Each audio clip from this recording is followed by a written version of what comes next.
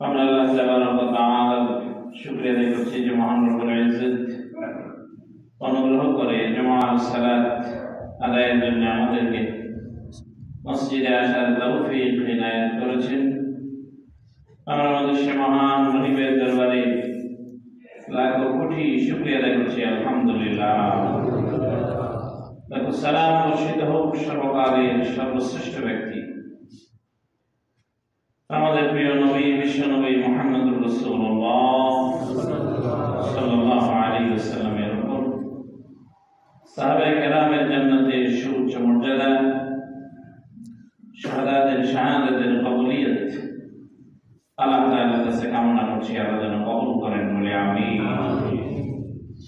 হাজিরিন, আমরা গত সময় যা আলোচনা করেছিলাম আপনাদের মনে থাকার কথা। আপনারা অবগত আছেন, ঢাকায় আজকে একটি বিশাল দুর্ঘটনা ঘটেছিল। রাতে প্রায় ৪৫ জনের কাছাকাছি বা বেশি মানুষ অগ্নিকাণ্ডে নিহত হয়েছে। আমরা তাদের জন্য দোয়া করি, যারা ঈমানদার আল্লাহ তাআলা তাদেরকে যেন জান্নাতবাসী করেন, শাহাদাতের মর্যাদা আল্লাহ যেন দান করেন। এ জাতীয় বিপদ আপদ থেকে আমাদের সাবধান থাকা উচিত। আল্লাহ যেন এগুলোর থেকে, অ্যাক্সিডেন্ট থেকে, বিপদ মুসিবত থেকে আমাদেরকে আল্লাহ যেন হেফাজত করেন। প্রচুর মানুষ সেখানে ছিলেন, আপনারা দেখেছেন। অগ্নিকাণ্ডে অনেক মানুষের প্রাণহানি ঘটেছে। আসলে আমাদের এই দুনিয়ায় যত বিশৃঙ্খলা, যত ফাসাদ, অশান্তি, সব আমাদের দুই হাতে কামাই করা। আমরা বড় পেরেশান দুনিয়া নিয়ে, পরকাল কেন্দ্রিক চিন্তা একেবারেই কম। আমরা দোয়া করি এই জাতীয় বিষয়াদি না ঘটুক। ঢাকায় ঘটেছে, আমাদের এলাকায় ঘটতে পারে। এরপরে দিন দিন ইদানিং কিছুদিন যাবৎ আপনারা লক্ষ্য করছেন যে মানুষের নিরাপত্তা বিঘ্নিত হচ্ছে। অনেকেই ছিনতাইকারী কর্তৃক আহত হচ্ছেন, আক্রান্তের শিকার হচ্ছেন। চিন্তা করা যায় যে আমাদের চলাচলের রাস্তা সরণি কারবারগুলো দিনের বেলায়, সকাল ৯টায় কাছাকাছি সময়ে চুরিঘাট করে ফোন নিয়ে যাওয়া হয়েছে। এটা আমাদের সচেতনতার অভাবের ফসল। আমরা যাদেরকে দায়িত্বশীল বানিয়েছি, সমাজের, রাষ্ট্রের যারা দায়িত্বশীল, তারা যদি মানুষের নিরাপত্তা দিতে ব্যর্থ হয়, তাহলে হাসরের দিন আসামির কাঠগড়ায় তাদেরকে অবশ্যই ছিনতাইকারী কারা, এদেরকে প্রশাসন চিনে না, বিষয়টা এরকম নয়। এদের সংশোধনের ব্যবস্থা করা যায়, এদের যে কার্যকরী কোনো উদ্যোগ নাই। আমরা যা শুনি, আমাদের ধারণা, আমাদের শোনা মিথ্যা হোক, আমরা কামনা করি। কোনো কোনো ক্ষেত্রে অবৈধ ব্যবসার কারণে, মাদকের এই ব্যবসা চালু রাখার কারণে প্রশাসন কর্তৃক এ ধরনের কাজের জন্য আশকারা দেওয়া হয়। অনেক ক্ষেত্রে তাদের ছত্র ছায়া তারা এই কাজগুলো করে। সবচেয়ে বড় বিষয় হলো, মানুষ, আমরা যারা পৃথিবীতে আছি, আমাদেরকে সৃষ্টি করেছেন কে? আল্লাহ। আল্লাহ সৃষ্টি করার পরে আমাদেরকে কিন্তু এমনি এমনি ছেড়ে দেননি। আমাদেরকে চলার জন্য একটা নিয়ম দিয়েছেন, একটা বিধান দিয়েছেন, আমাদের চলার জন্য একটা গাইডলাইন দিয়েছেন, সেটার নাম কোরআন। এই কোরআন আমরা ছেড়েছি। আমরা কোরআন শুধু তেলাওয়াত কেন্দ্রিক হয়েছি। কোরআন বোঝার অর্থ, তার বাস্তবায়ন, তার আইন মানা, বিধান মানা, এ নিয়ে আমরা একেবারেই আপনার শূন্যের কোঠায়, শূন্যের কাছাকাছি কোঠায় আমাদের সচেতনতা। আল্লাহ নবী বিশ্ব নবী মুহাম্মদুর রাসূলুল্লাহ এমন এক যুগে এসেছিলেন, আমাদের সময়ের চাইতে রাসূলুল্লাহর যুগটা ছিল খারাপ যুগ। আপনি চিন্তা করতে পারেন, ওই যুগে ডাকাতি ছিল মানুষের পেশা, এবং এটা পরিচয় দিয়ে মানুষ গর্ববোধ করত। এখন যারা ছিনতাই করে, চুরি করে, ডাকাতি করে, আপনি যদি জিজ্ঞেস করেন কি পেশা তোমার জীবনও কোনোদিনই পরিচয় দেবে না। যে যুগের মানুষগুলো ডাকাতের পেশার পরিচয় দিত যে আমি ডাকাত, শুধু আমি না, আমার বাবাও ডাকাত ছিল, দাদাও ছিল। কতটা জাহিলিয়াতের যুগে আল্লাহ নবী এই কোরআন নিয়ে বিশ্বনবী মুহাম্মদ সাল্লাল্লাহু আলাইহি সাল্লাম দাওয়াত দিলেন। কোরআন দিয়ে আল্লাহ নবী এমন একটা সমাজ তিনি কায়েম করলেন, প্রতিষ্ঠিত করলেন। এবার ডে অফ ইগনোরেন্স, জাহিলিয়াতের যুগ, বর্বরতার যুগ, অসভ্যতার যুগ, সেই যুগে আল্লাহ রাসূল মিম্বরে বসে তিনি বললেন, খায়রুল কুরুনি কারনি, আমার যুগ পৃথিবীর সর্বশ্রেষ্ঠ যুগ। জাহিলিয়াত থেকে শ্রেষ্ঠত্বে গিয়েছে শুধুমাত্র একটি কিতাব অনুসরণ করে, সেটা না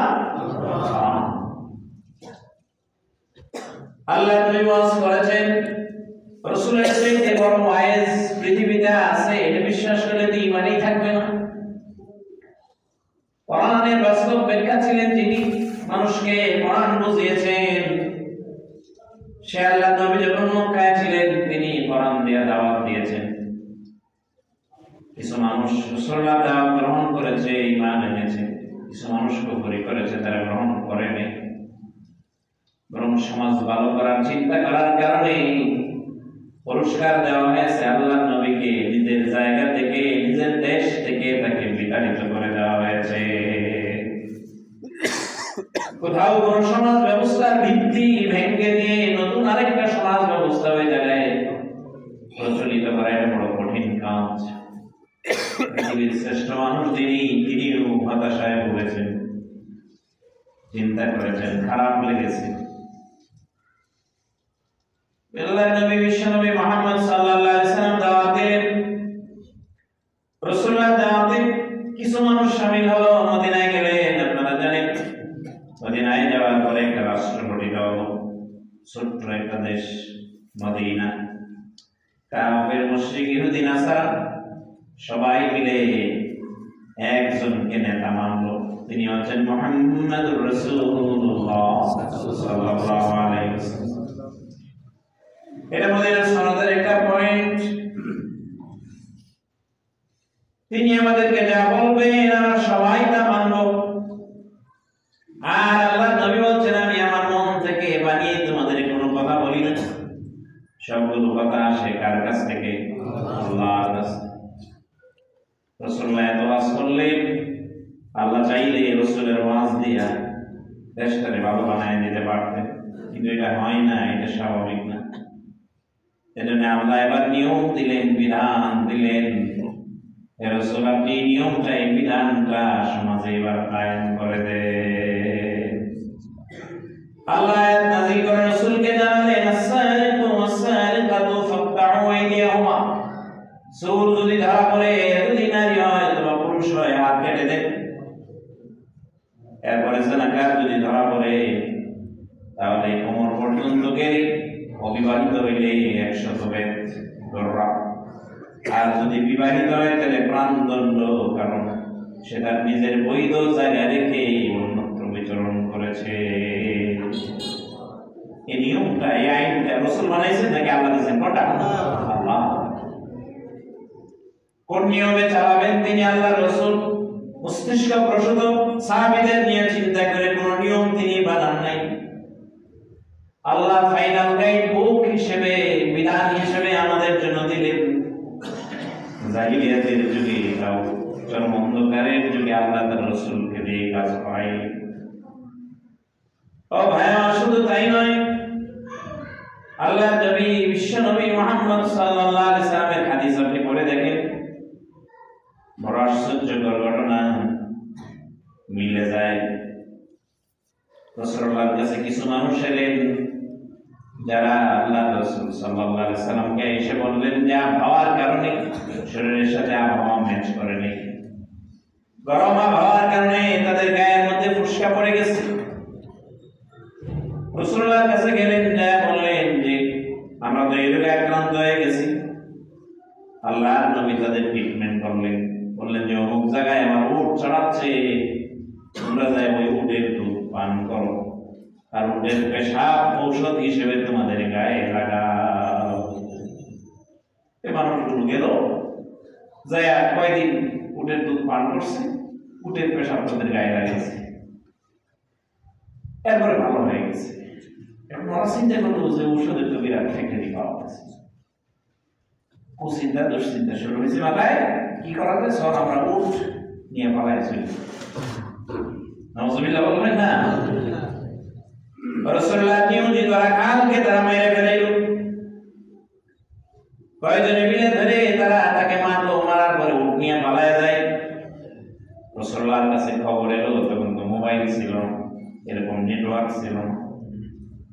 আরেকজনে এসে সংবাদ দিল, উট তো দেখলাম রাখালের কাছে নাই, যাদেরকে পাঠাইছিলেন ঔষধ খাইতে, উটের দুধ খাইতে, পেশাব গায়ে লাগাইতে, ওরা তো উট নিয়ে চলে যাইতেছে। আল্লাহ নবী বলেন, ধরো এদের, ধরে আনা হোক। এখন কি করবেন? ধরে মাইর শুরু করবেন না কি করবেন? নবী তিনি তার নিজের মস্তিষ্ক প্রসূত কোনো কাজ করেন না।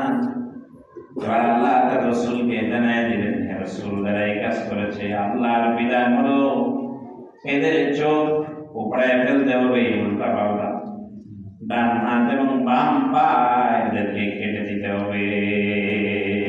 বিধান কার? আল্লাহ।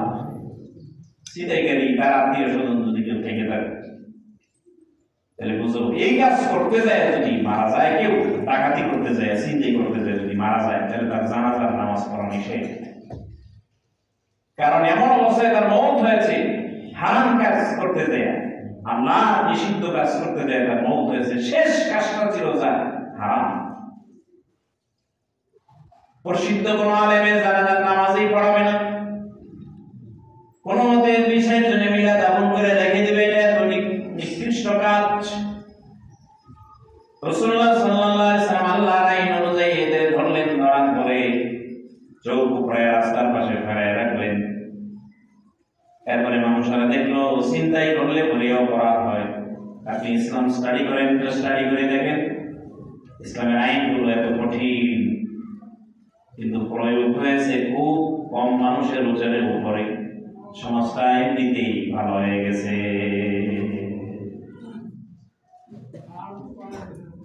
আল্লাহ আইন, আল্লাহ বিধান রাসূলুল্লাহ প্রয়োগ করলেন, সমাজ শান্তিময় হলো।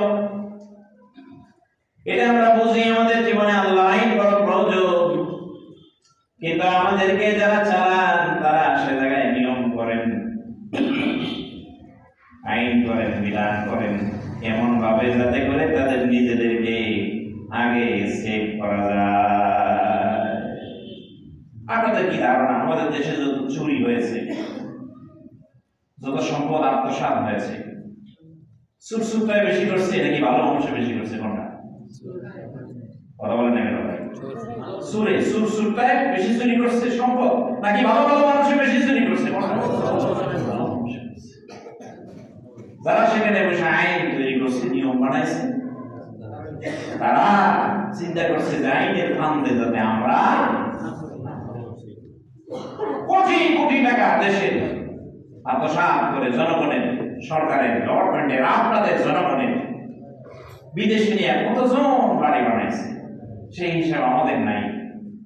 আমরা শুধু দেখছি ট্রাঙ্কের ভিতর থেকে, আলমারির ভিতর থেকে কিভাবে 1000 টাকার নোট বস্তা বস্তা বান্ডেল বান্ডেল বের হয়। তাতে কি আপনাদের মনে হয় এটা যে উনি হালাল ইনকাম করে ওই জায়গায় রাখছে? বিষয়টা এরকম না, অবৈধ খরচ। এই জন্য ভাই আমার মাকড়সার জালে টিকটিকি আটকায় না, মাকড়সার জালে আটকায় মশা। চিন্তা সংশোধন করা দরকার আমাদের। চিন্তায় বেড়েছে আমাদের দেশের নিয়ম অনুযায়ী, যারা জেলে গেছে তারা দেখবেন হয়তো চিন্তাইকারী যদি জেলে যায় তাহলে সে ডাকাইতের ট্রেনিং নিয়ে আসে, আরো বড় মাস্তা, এরপরে র্যাঙ্ক বাড়ে, ধীরে ধীরে আরো বাড়তে থাকে। আল্লাহ তাআলার নিয়ম, আল্লাহর বিধান, এই কোরআন আমরা পড়ি না, ব্যক্তি জীবনেও মানি না, সমাজ জীবনেও মানি না, রাষ্ট্রীয় জীবনেও মানি না। এই জন্য আমাদের উপরে এত বিপদ, এত মুসিবত এসেছে। কোরআন নাজিলের মাস আসছে, আমাদেরকে কোরআন পড়ার জন্য সিদ্ধান্ত নিতে পারে। মানবেন তো পড়ে, সহি করে পড়তেই জানে না। আফসোস 90% উপরে মুসলমান কোরআন সহি করে পড়তে জানে না। একটা সিদ্ধান্ত নেন, প্রথম ধাপ। আল্লাহ রাব্বুল আলামিন কোরআনে বলছেন, আল্লাযীনা আতাইনাহুমুল কিতাব, আমি যাদেরকে কিতাব দিয়েছি, ইয়াতলুনাহু হাক্কা তিলাওয়াতি, এর মধ্যে থেকে যারা কোরআনের হক আদায় করে তেলাওয়াত করে, উলাইকা ইউমিনুনা বিহি, এই হক আদায় করে তেলাওয়াতকারী মানুষেরা এই কোরআনের প্রতি ঈমান রাখে। সুবহানাল্লাহ। হক আদায় করে তেলাওয়াত করে কারা? প্রথমে যারা সহি করে পড়তে জানে, 2 কোরআনের অর্থ বোঝার জন্য চেষ্টা করে, 3 এই কোরআন মানার জন্য চেষ্টা করে, কোরআন মেনে চলে, 4 কোরআন দিয়া আরেকজনকে দাওয়াত দেয়, বন্ধুকে সতর্ক করে, সচেতন করে, ফ্যামিলিতে কোরআন দিয়ে দাওয়াত দেয়। এই 4 শ্রেণীর কাজ যারা করে, এরা এগুলো হক আদায় করে তেলাওয়াত করে। এর প্রথম ধাপ হলো আগে নিজে সহি করে কোরআনটা পড়তে জানা। প্রিয় ভাই, তাহলে এইবার রমজানে আপনি একটা টার্গেট নেন।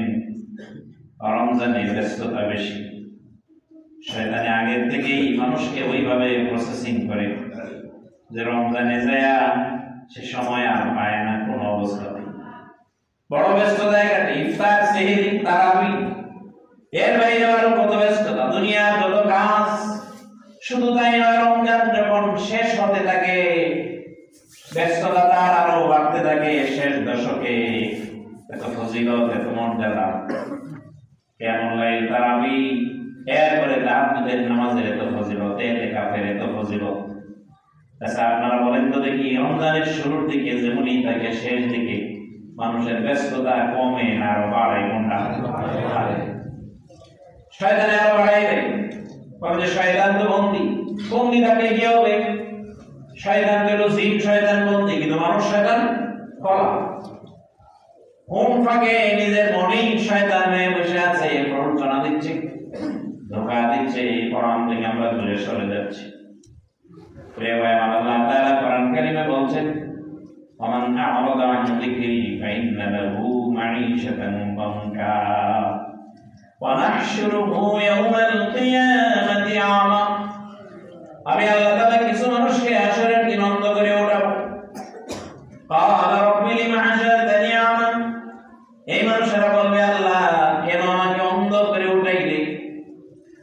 আল্লাহ বলবেন, ক্বালা কাযালিকা আতাতকা আয়াতুনা ফানাসিতাহা, দুনিয়া আমার এই কোরআন গিয়েছিল তোমার কাছে, কিন্তু কোরআনটা পড়ো নাই, অর্থ বোঝার চেষ্টা করো নাই, আমল করার চেষ্টা করো নাই, অন্যজনকে কোরআন দিয়া দাওয়াত দাও নাই। তুমি যেমন ভুলেছিলা, আমি আজ ভুলে যায় তোমাকে অন্ধ বানায় উঠাইছি। আল্লাহ আমাদের সবাইকে হেফাজত করুন, বলেন আমিন।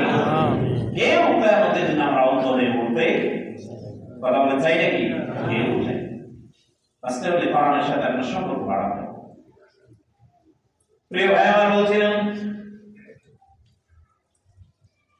এই কোরআন আল্লাহর রাসূলের উপরে নাযিল হয়েছে দ্বিতীয় হিজরিতে, যে আল্লাহ তাআলা রমজানের রোজাটাকে ফরজ করেছেন।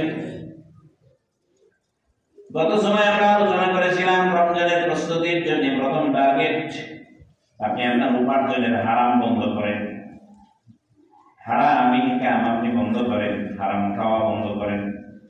আর না হয় কোনো ইবাদতেই আল্লাহর দরবারে কবুল হবে না, যদিও কাজটা বড় কঠিন। আপনি অল্প সন্তুষ্ট, কমে সন্তুষ্ট দেখেননি? বেলাল রাদিয়াল্লাহু কথা, পেশায় কৃতদাস ছিলেন। আবু বকর রাদিয়াল্লাহু কিছু অর্থ সম্পদ দিয়ে তাকে মুক্ত করে দিয়েছেন। হযরত বেলাল রাদিয়াল্লাহু সম্মান খুব বেশি, দুনিয়ায় থাকতেই জান্নাতের সুসংবাদ তো পেয়েছেনই। রাসূল মেরাজে যে তার কণ্ঠ শুনে এসেছেন, হাদিসে তার পায়ের আওয়াজ আল্লাহর নবী শুনে এসেছেন। সুবহানাল্লাহ, কৃতদাস জীবন লাইফ হয়ে গেছে, সাকসেসফুল জীবন, জান্নাতে চলে গেছে। প্রিয় ভাই আমার জন্য সিদ্ধান্ত নেওয়া বড় কঠিন। আর দুনিয়া জিনাতুন, দুনিয়াটা বড় সুশোভিত সুসজ্জিত। হ্যাঁ, আপনি ভালো কিছু করেন, সম্পদ থাকুক, সম্পদশালী মানুষ যারা, এদের উপরে আল্লাহর খাস রহমত। খেয়াল রাখা লাগবে সম্পদ যেন যথাযথ ইউটিলাইজ হয়, ব্যবহার যেন যথাযথ হয়।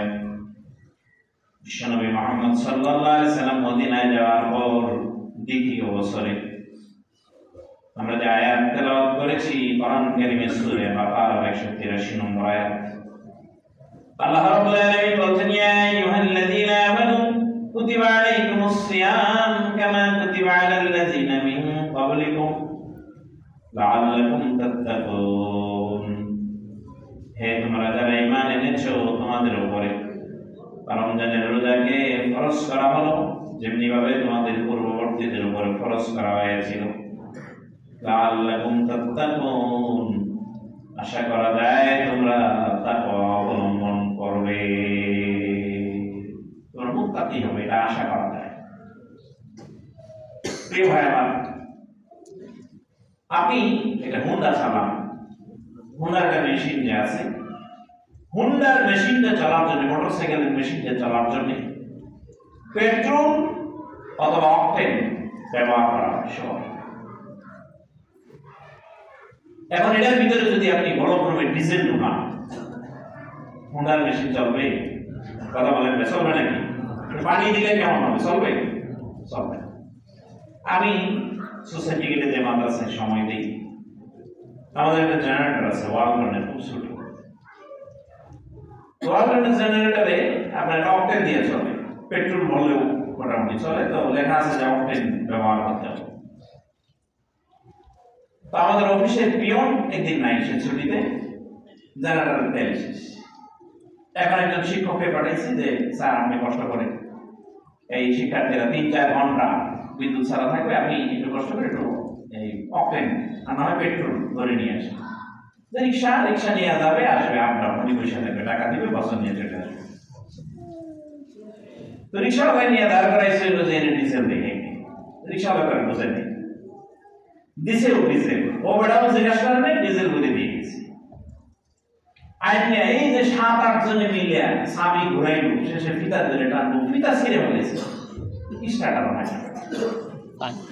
শেষে আমি কতক্ষণ টানছি, সবাই বলতেছে স্যার হুজুর আপনি আসেন, আপনি আইলে এটা ওই পয়সা হইতেছে না।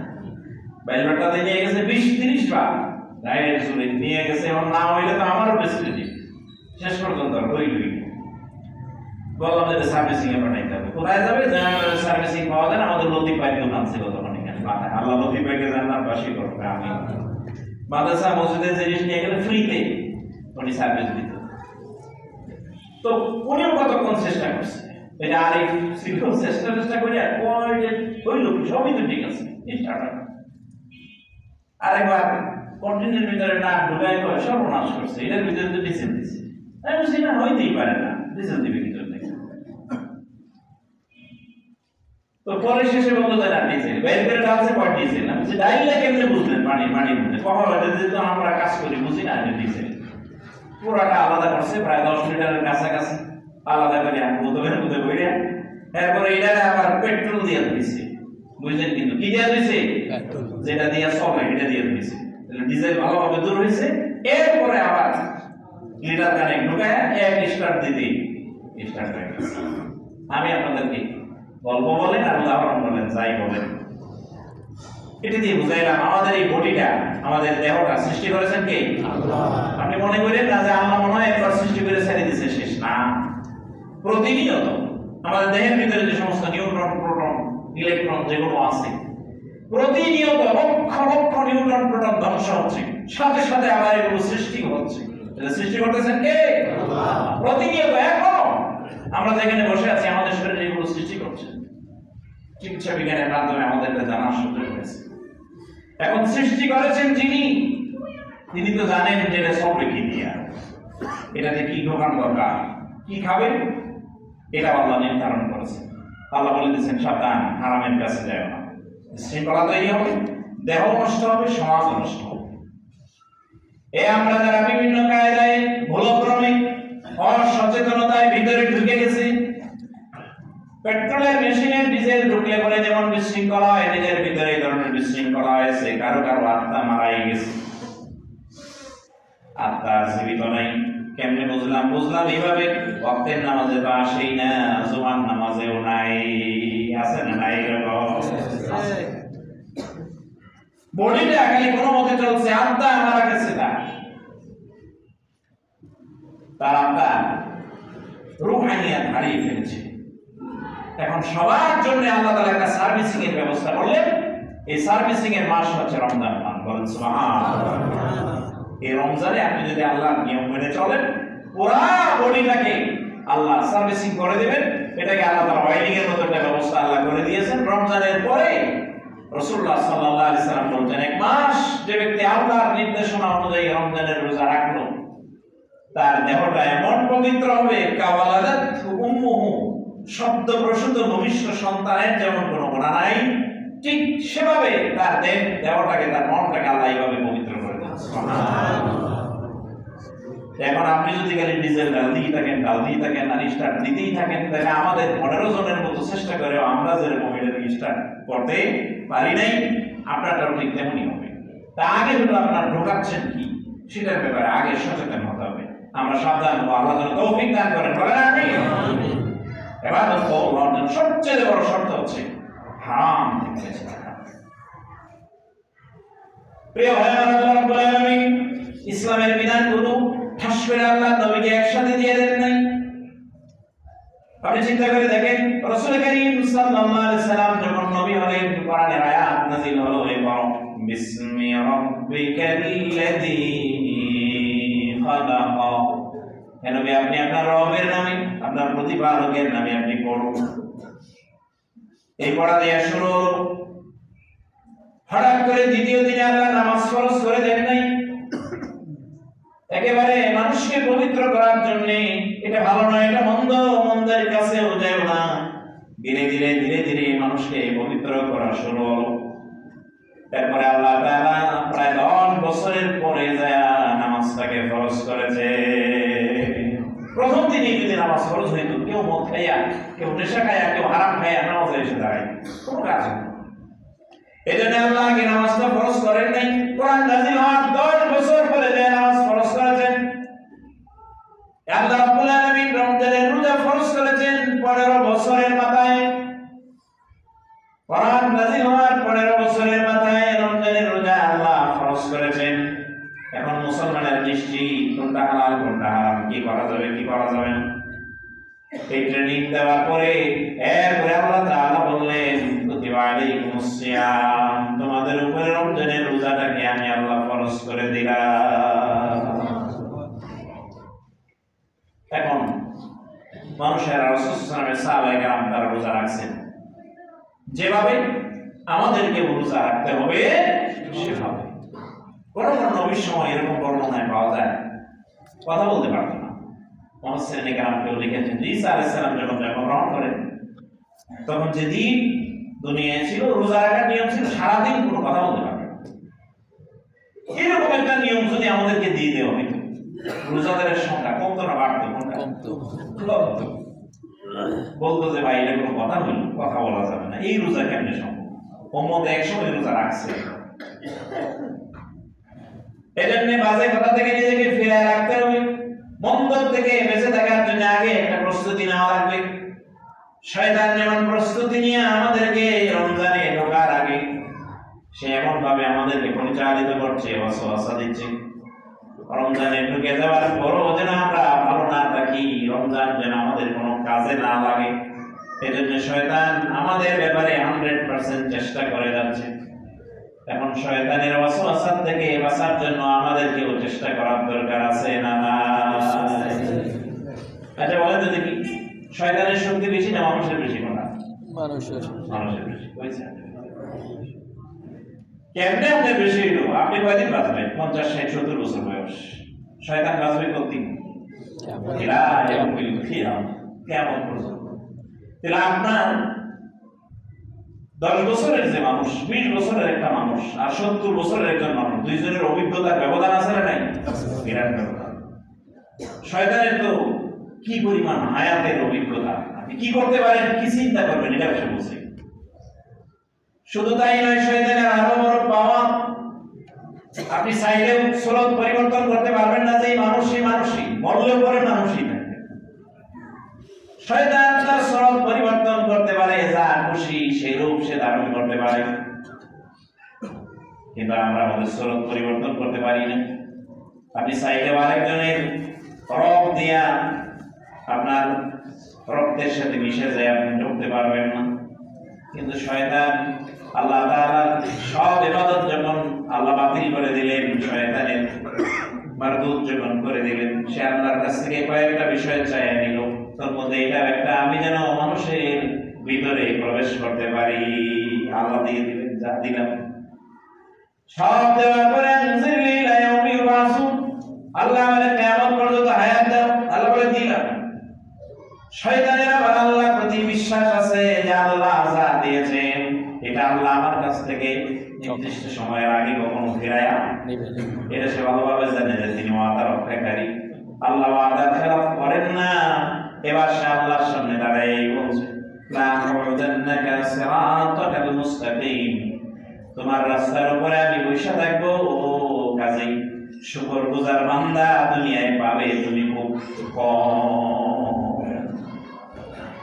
আল্লাহ তাআলা এবার বলে দিলেন, তুই একজন মানুষকে ঘোরাবি ফিরাবি, শয়তানি করাবি, মানুষটা যখন তার ভুল বুঝতে পারবে, আমার কাছে যখন সারেন্ডার করবে, আমি আল্লাহ তাআলা তার এক তাওবাতে সারা জীবনের সব গুনাহ আমি আল্লাহ মাফ করে দিয়ে তার জান্নাত দিয়ে দেব। এত কিছুর পরেও জান্নাতি মানুষের সংখ্যা কম না বেশি? কম, খুবই কম, খুবই কম। এই জন্য আমাদের তাওবা করা উচিত, আল্লাহ থেকে আমাদের ফিরে আসা উচিত। আমরা আল্লাহ তাআলার কাছে দোয়া করি, কামনা করি আল্লাহ যেন আমাদেরকে রমজান পর্যন্ত হায়াত দারাজ করেন।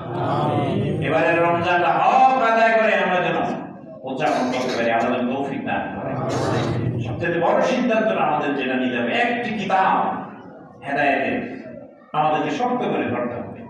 বিদায় হজের ভাষণে রাসূল লাখ লাখ সাহাবীর সামনে তিনি বলেছেন, তারাকতু ফীকুম আমরাইন, এটা মুতাওয়াতির হাদিস, আমি তোমাদের মাঝে দুটো জিনিস রেখে গেলাম, ইন তামাসসাকতুম ফালান তাদিল্লু, এটা যদি আঁকড়ায় ধরো কখনো পথভ্রষ্ট হবে না, জান্নাতের পথ থেকে বিচ্যুত হবে না কখনো। ধরতে হবে কয়টা? দুইটা। এক হচ্ছে কোরআন, দুই হচ্ছে রাসূলুল্লাহ সুন্নাহ, রাসূলের হাদিস, রাসূলের সুন্নাহ আমাদেরকে ধরতে হবে। রাসূল যা করেছেন আমাদেরকে করার জন্য অনুমতি দিয়েছেন, আমরা তা করব। রাসূল যা করতে নিষেধ করেছেন আমরা তা ছাড়ব ইনশাআল্লাহ।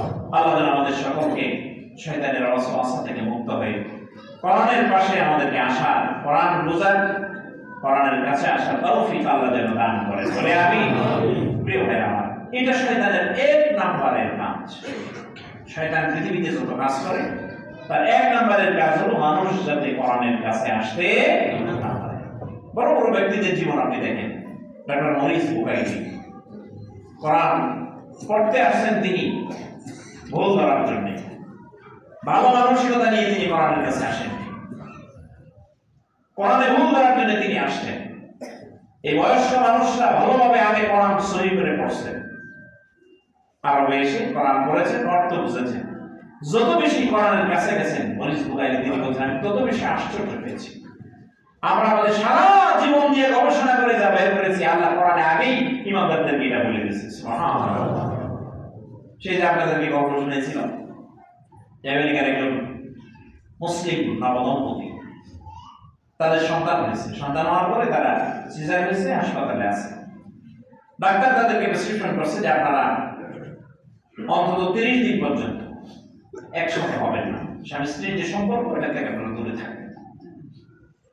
তো তারা কোরআন হাদিসের ব্যাপারে সচেতন ছিলেন। ওই মহিলা বলছে যে আপনি বলছেন 30 দিন, আল্লাহ তার কোরআনে আমাদেরকে তো আরো বেশি সময় 40 দিন পর্যন্ত এই সম্পর্ক থেকে দূরে থাকতে বলেছেন। সুবহানাল্লাহ বলছেন না? বলছে কোথায়? এটা তো গবেষণা করে বের করতে আমাদের অনেক সময় লাগছে। তো এটা একটা কোরআন পড়েছে, যেটা আশ্চর্য কথা, বিরাট তত্ত্বের ভান্ডার। তারপরে ডাক্তার কালিমা পড়ে মুসলমান হয়ে গেছে। ডক্টর মরিস বুকাইলি সহ এই ধরনের অনেক মানুষ যারা কোরআন বুঝতে এসেছেন ভুল করার জন্য, যে দেখি এখানে ভুল, অবশ্যই এর ভিতরে কোনো ভুল আছে। দুই রকমের কথা আছে, একটা এক রকমের, একটু পরে আরেক রকমের। কিন্তু আসলে কোরআনটা আসছে কার কাছ থেকে? শুরু থেকে শেষ পর্যন্ত কোনো দ্বৈত কথা নাই। এজন্য এটা যে আসমানি কিতাব, প্রমাণের প্রয়োজন নেই। এটাই সবচেয়ে বড় কোরআন।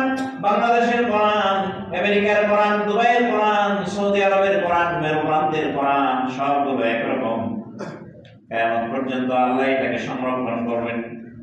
আমাদের চোখের সামনে কোরআনের এই আশ্চর্যগুলো আরো প্রকাশিত হচ্ছে। ছোট ছোট সুন্দর সুন্দর বাচ্চারা এত সুন্দর কোরআন তেলাওয়াত করে, কোরআনের হাফেজ।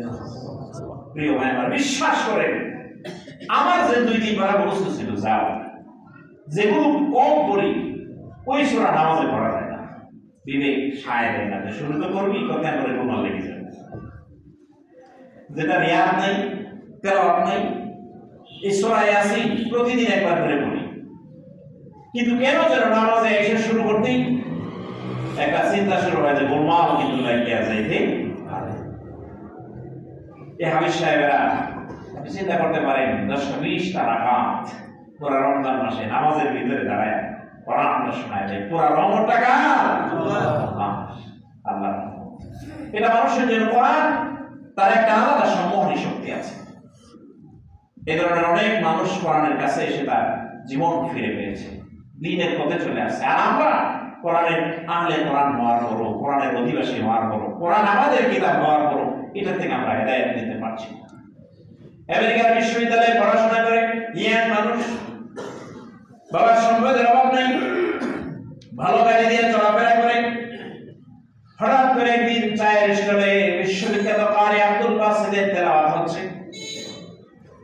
ওই মেয়ে কি মনে করে তার গাড়ির গ্লাস খুলে দিচ্ছে। দোকানের পাশ দিয়ে যখন যায়, কোরআনের তেলাওয়াত তার কানে প্রবেশ করেছে। গাড়ি থামায়া অনেকক্ষণ শুনছে, শুনে চিন্তা করছে, বহু সঙ্গীত জীবনে শুনছি, এরকম লগারিদম মার্কা একটা সঙ্গীত, কিন্তু ভালো লাগলো, বিরাট সঙ্গীত। গাড়ি থেকে নেমে যায় দোকানদারকে বলছে যে ভাই আমার এটা একটা কপি দাও। ঠিকানা দিয়ে দিছে, সে কিনছে, কিনে নিয়ে ঘরে সে পড়ে। বাবা মা সব খ্রিস্টান, সবাই খ্রিস্টান। এখানে তার কাছে ভালো লাগে, কোরআনের ভালো লাগা তার কাছে শুরু হয়ে গেছে। সুবহানাল্লাহ। দরজা বন্ধ করে শুনে, কারণ বাবা আর মায়ের যদি জানে যে কোরআন শুনতেছে, তাহলে তো অবস্থা খারাপ। হ্যাঁ, তুই তো ধর্মান্তরিত হয়ে যাবে। এক পর্যায়ে দেখলো যে এটার প্রতি আসক্ত হয়ে গেছে, শুনতে শুনতে এত শোনা, কি দরজা বন্ধ করে কি করে। এরপর একটা পর্যায়ে ফ্যামিলিও জেনেছে, সে পরামর্শ নেয়, বলছেন আমার কাছে শুনতে ভালো লাগে। এই শুনতে শুনতে শুনতে শুনতে কিছুদিন পরে সে তারপরে নিজের ধর্ম ত্যাগ করে, কালিমা পড়ে মুসলমান হয়ে গেছে। এই কোরআনের একটা শক্তি, কোরআনের একটা পাওয়ার আছে না নাই? মানুষের জীবনটাকে বদলে দিতে পারে, পরিশুদ্ধ করে দিতে পারে। হযরত ওমর রাসূলুল্লাহকে মানতে আসছিল। হযরত ওমর রাদিয়াল্লাহু আনহু ইসলাম গ্রহণ করার পিছনে সবচেয়ে বড় ভূমিকা পালন করেছে কোন গ্রন্থের তেলাওয়াত? কোরআন। আপনি পড়তে শুরু করেন, বিপদ থেকে পথে ফিরে আনবে কোরআন। এটার সাথে আমাদের ভালো সম্পর্ক থাকা কথা বলে দরকার আছে না নাই?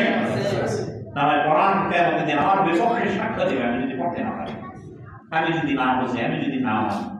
এজন্য সামনে রমজান আসতেছে, আমরা প্ল্যান নিয়ে ইনশাআল্লাহ শুরু করবো। আমরা ইনশাআল্লাহ কোরআনটা পড়বো, সেই অনুযায়ী নিজের জীবনটাকে গড়বো। কিয়ামতের দিন কোরআনের শাফাআত পাওয়ার আশা রাখবো। আল্লাহ যেন তৌফিক দান করেন বলে আমিন।